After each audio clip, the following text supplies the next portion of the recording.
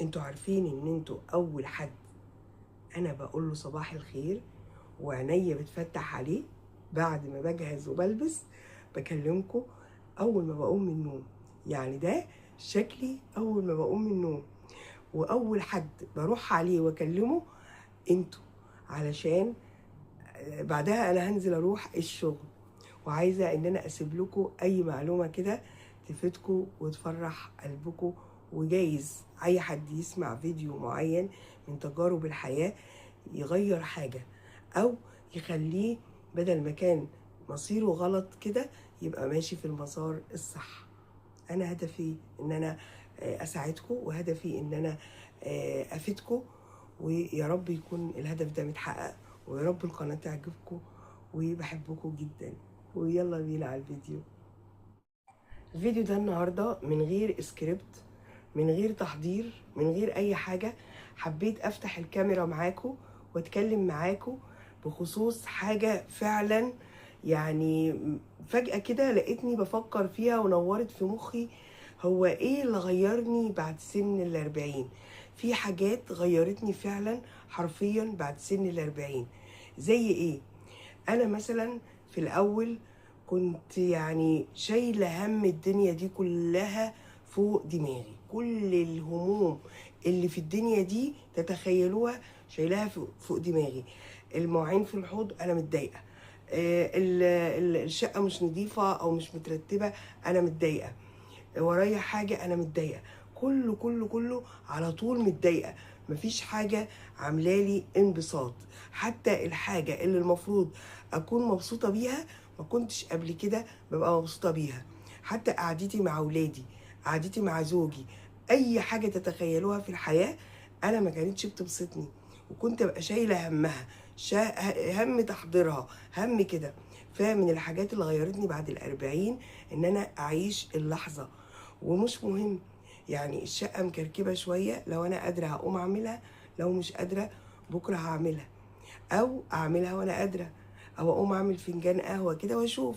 لو انا عندي طاقه وقادره ان انا اقوم واروح اكسر الدنيا واعمل كل حاجه، هكسر الدنيا واعمل كل حاجه.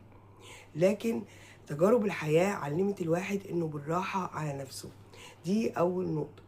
تاني نقطه اتغيرت برضو فيها قوي، وكانت من سماتي الشخصيه ان انا الناس اولويه اكتر من ولادي، واكتر من نفسي انا شخصيا، واكتر من زوجي، واكتر من اي حد.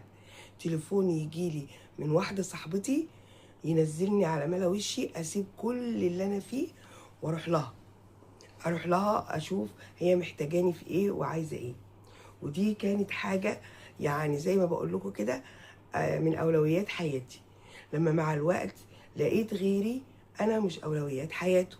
يعني انا بحتاج مثلا غيري اديله تليفون، مفيش نفس الاتيتيود اللي انا بعمله مش هي بتعمله. فوقفت كده لحظة مع نفسي وقلت طب هو في ايه؟ هل انا الصح وهي غلط، ولا هي الصح وانا غلط؟ لا، انا اللي غلط. ايوه، انا اللي غلط. لان المفروض يعني ايه، بالطبيعه كده وزي ما ربنا خلقنا، ان اولويات الحياه تكون في مسارها الطبيعي. بيتي، ولادي، نفسي، زوجي، كل ما يخصني اللي محدش يقدر يعمله غيري هو اولويات حياتي. شغلي، الكلام ده كله.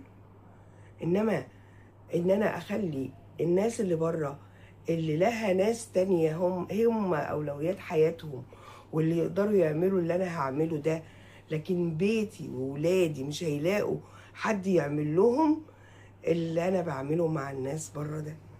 فعملت ايه؟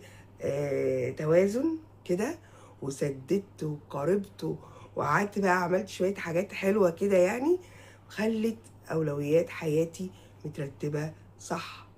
خلتني ما يبقاش سقف طموحي وعشمي مع الناس عالي، وبعدين انزل هبد كده على الارض واحس ان هما، لا هما ليه كده، لا هما ليه بيعاملوني كده، طب هما ليه انا مش اولوية في حياتهم زي ما هما اولوية في حياتي. فالامور والحاجات اتغيرت عندي، بقيت اهتم بولادي، اهتم ببيتي. محدش يعمل ده الا انا. اهتم ببيتي، اهتم بشغلي، اهتم بزوجي، اهتم بمطبخي، اهتم بدنيتي. خلاص.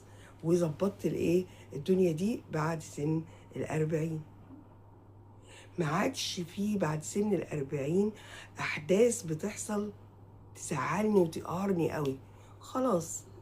ما عادتش الدنيا مستاهله، او حسيت ان هو في ايه، ما انا هزعل نفسي. الزعل ده منه فايده؟ انا هزعل بس ما تقهرش، واحاول اكون ايجابيه في زعلي. احاول يعني اشوف احل المشكله ازاي. مثلا لو ابني في مشكله اخد بايده ازاي، لو زوجي في مشكله اخد بايده ازاي، لو انا شخصيا في مشكله اخد بايد نفسي ازاي. بعد سن 40 بدأت ألجأ لربنا سبحانه وتعالى فقط. ومن الحاجات اللي اتخليت عنها اني ألجأ للناس، او ألجأ لبشر زيهم. مش كل حاجة ألجأ للبشر فيها، لكن كل حاجة أقدر ألجأ لربنا سبحانه وتعالى فيها. فمثلا أنا تعرضت لظروف، مثلا لو صحية، لو مادية، لو نفسية، لو أي ظروف، يبقى لي كده قاعدة مع ربنا وجلسة روحانية جميلة، وأبدأ أدعيه، وأبدأ أبتهل، وأبدأ يعني أدخل كده في إطار إن أنا يعني الساعة دي غسيل نفسي كده مع ربنا سبحانه وتعالى، وادعي له بالمشكلة اللي أنا فيها. بلاقي ربنا سبحانه وتعالى فتح لي مخي كده في التفكير، وبدأ يحط لي حلول، وبدأت إن أنا حاجات معمية عنها أشوفها، وبدأت إن أنا المشكلة سبحان الله يبقى لها مخرج، وأطلع منها كده زي ما بيقولوا بكل سهولة، وزي الشعرة من العجينة. من الحاجات برضو اللي أنا بطلت أعملها بعد سن 40، إن أنا أهتم أو أشغل بالي بأمور غيري اللي ما تعنينيش. أنا ما يعنينيش صاحبتي اشترت ايه، ولا لابسه ايه، ولا جددت ايه، ولا عندها ذهب ايه، ولا عندها فلوس في البنك ايه، ولا عندها اولاد ايه، ولا عندها ايه. والحاجات دي كلها اصبحت لا تعنيني، بمعنى الحرفي لا تعنيني، لان انا بقى عندي اهتماماتي وولادي هم الاولويه. فدول اللي بفكر فيهم، دول اللي انا بشغل نفسي بيهم. اجيب لهم ايه، جبت لهم ايه، ما جبتش ايه، بس. لكن انا اشغل نفسي بغيري ليه؟ ما يعني ايه اللي يشغل نفسه بامور غيره بيموت هم، وبعدين بيقعد بقى ياكل في نفسه.